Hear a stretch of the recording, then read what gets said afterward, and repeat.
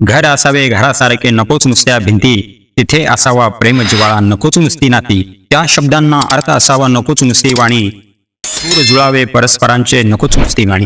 गोष्टी आपण ऐकायला लागलो की आपल्या डोळ्यासमोर एक सुंदर घर उभं राहतं, ज्या घरामध्ये सर्व नाती एकत्र आहेत, ज्या घरामध्ये आनंदाचं वातावरण आहे, प्रसन्न वातावरण आहे, हसते खेळतं वातावरण आहे, ज्या घरामध्ये सुख शांती समृद्धी कायमस्वरूपी नांदत आहे, अशा घराचं चित्र आपल्या डोळ्यासमोर उभं राहतं. पण खरंच आपण जर पाहायला गेलो तर अशी किती घरं शिल्लक राहिलेली आहेत सांग. असं घर आपल्याला शोधून कुठं सापडणार नाही. आणि जर असं घर तुम्हाला कुठे दिसलं तर समजून घ्या ते पृथ्वीवरील साक्षात स्वर्ग.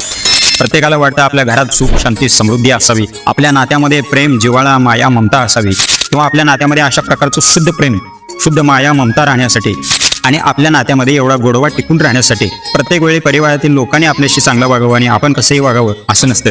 तर अशा प्रकारचं सुंदर परिवार निर्माण करण्यासाठी आपले काही कर्तव्य असतात, आपणही काही करावं लागतं.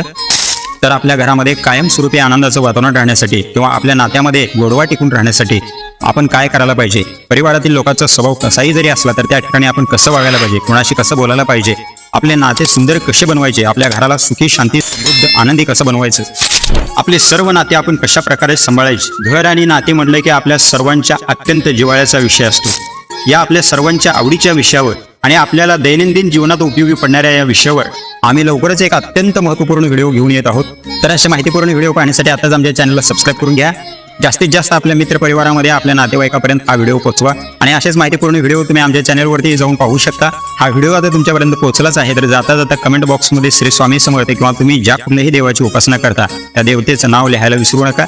आणि कमेंट बॉक्समध्ये तुम्ही हेही लिहून आम्हाला कळवू शकता की पुढील व्हिडिओ तुम्हाला कुठल्या विषयावरती पाहायला आवडेल. चला तर आपण लवकरच भेटूया याच विषयावरील विस्तृत व्हिडिओमध्ये. तोपर्यंत श्री स्वामी समर्थ.